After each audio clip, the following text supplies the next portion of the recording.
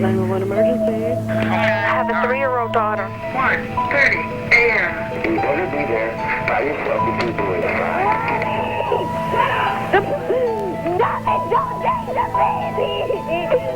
About 1/3 of all American women have been subjected to either physical or sexual abuse by a partner at some point in their lives.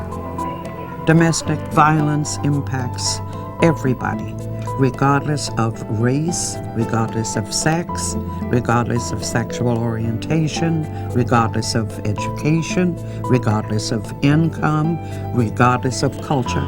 Did it hit you with an open hand or a fist? It undermines job security, it contributes to job jeopardy, and often leads to workplace violence. You ever seen Dad hit Mom before? Do you know if he carries any weapons or not?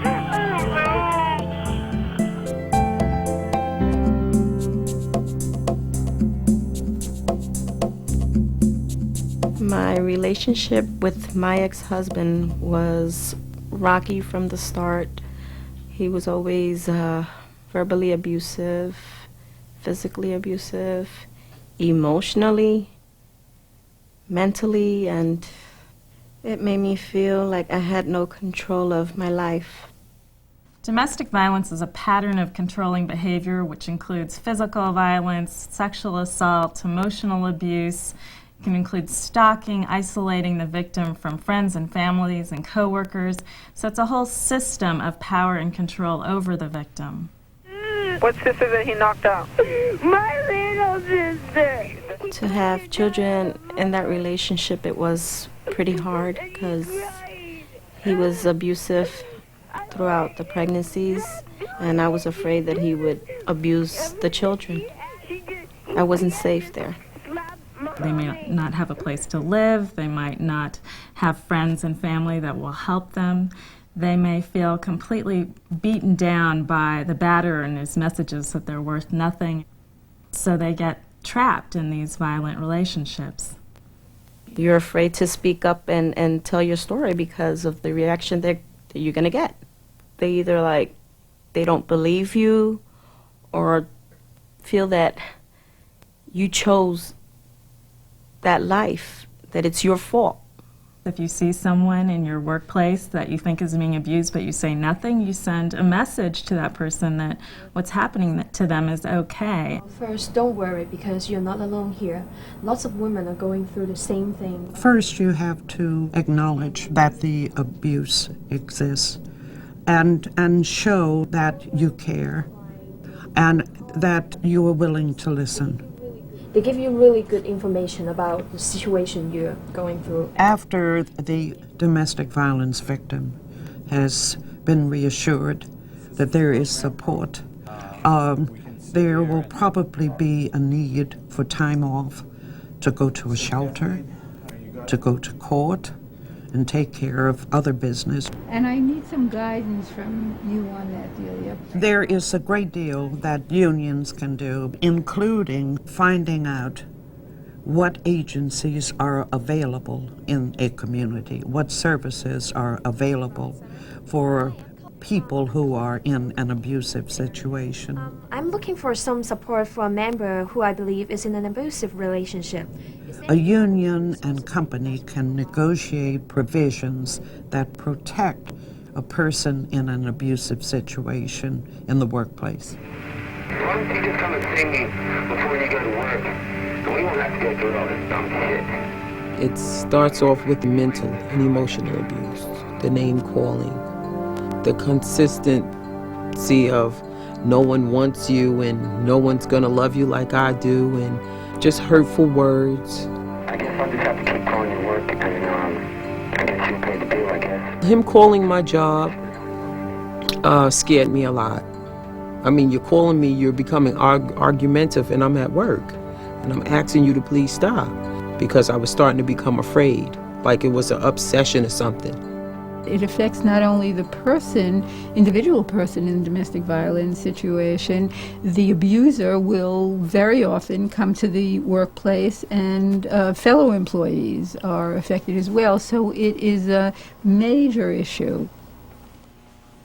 AFSCME District 37 has negotiated a plan called the Municipal Employees Legal Services Plan, which provides legal services and counseling for the victims of domestic abuse. There is trained staff available to provide these services, and it's carried out through the negotiated contract. Marion came in for a divorce, and the lawyer referred her case because she was a victim of domestic violence. So I met with Marion to discuss what her problem was. I think I've been more of afraid, more or less. I don't know why. I just feel that all the things he's done to me, sometimes I feel a little bit embarrassed. We don't need to feel embarrassed here. That's what we're here for. We're here to help you through that process, and we understand that she was having a lot of problems at work because of her anxiety. She was having panic attacks. She was very depressed. I needed to see you today. I talked to her about the threats that I was getting from him, the constant harassment, the standing in front of my building. I've been very afraid. You know, I was scared that I was going to lose my job. And then I was late, temperamental, argumentative with supervisor, basically taking it out on people that just didn't make my day. I wasn't feeling, you know, that I was myself. And it was like I couldn't reach out. You know, it's an uncomfortable feeling, but we had to take steps helping her be safe. And one of the things that she needed to do was to get a job transfer. So I got her in touch with her union representative. I was very happy because my boss wasn't going to give it to me. So the union, you know, really pursued it and sent these letters out again and insisted for me and fought for me, and eventually I got the transfer. I'm a survivor. I'm living proof. I know. You can make it. Unions can come together, share their resources and their talent in addressing the issue of domestic violence, or they work with joint labor management committees in doing the same thing. I can't emphasize enough the importance of having a joint union management partnership when you're dealing with domestic violence. We have a union management partnership on work-family issues with the Verizon Corporation. For me, going to work was very important. It helped me become independent and building my self-confidence, you know, knowing that I was able to have a career. Of all of the issues that I see, domestic violence survivors tend to value their jobs because they know that having a paycheck and having a place to go and the self-esteem and the culture really becomes a lifeline for them. My stepdaddy's got the baby now! He started to beat one of my children, and I came to her defense, and he was beating me. The police are on their way, okay? At that time, I felt that we weren't going to make it, that he was going to kill us all. We've had to go through the feelings, the horrible, horrible experience of hearing about someone's life being taken away from them. And we just didn't want to let it happen again. I connected with my business agent, Willie Banks, and she discussed what my options were into relocating into another area.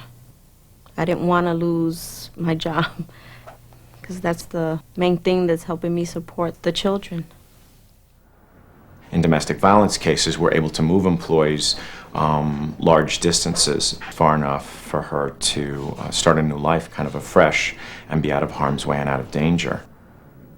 By working with management, by working with or utilizing labor resources, by working with community-based domestic violence programs, the union was able to move Barbara to safety and to help her keep her job. unions need to work in partnership and raise the awareness from management, and management needs to go to bat for all of their employees, both management and union, and say this is a human problem. It's not a management versus union problem. It's a wrap. I'm happy where I'm at right now. Much more happier. It's so safe that I could even leave my door open. Work is great. I could finally breathe. Keep your hand on it. That way we're doing it together. I don't have to live in fear anymore. Hold the soda. Okay. Okay. If people stay in abusive relationships, it's because they don't have the resources and support to leave them. Nobody wants to be abused. Nobody wants to be terrorized. Nobody wants to be a victim of domestic violence. How are things for you now? Great. It's important to keep your job because you need to keep yourself motivated. You have to stay focused. And to me, it really let me know that he wasn't winning. It's our pleasure to help you. That's what we're here for. Thank you. I don't have any family, and I felt that the union was my family. Well, they are my family. There is a great deal that unions can do by working with the Coalition of Labor Union Women and community-based organizations addressing this problem. There are 3 steps available to unions, even with limited resources. The first is to put posters up in the workplace, in the union hall, so that members can learn about the issue. The second thing is to distribute, place around hotline cards in private places like restrooms. And the third is to invite an advocate in from a local shelter who can provide support. So is there someone from your organization can come down here and talk to us about domestic violence? We'd be happy to do training with your union, and we'd love to work with you on that. It's not hard because your role really isn't to be an expert on domestic violence.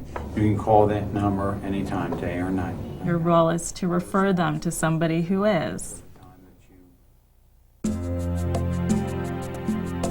We have done so many things, and we can do so many things. This is the one thing that we've got to do something about now, because unless we do, there'll be more and more and more women who are killed, more women who are maimed. So please, sisters, find some way to turn this around. Thank you. Unions have an obligation to fight for the workers that they represent who are in abusive situations, as we have fought over the past 100 or so years for the rights of workers, for civil rights and human rights. This is an issue that must be addressed with the same dedication and commitment. They shouldn't have to live in fear of their life, of their children's lives. We need this message out there so people will know that there is help.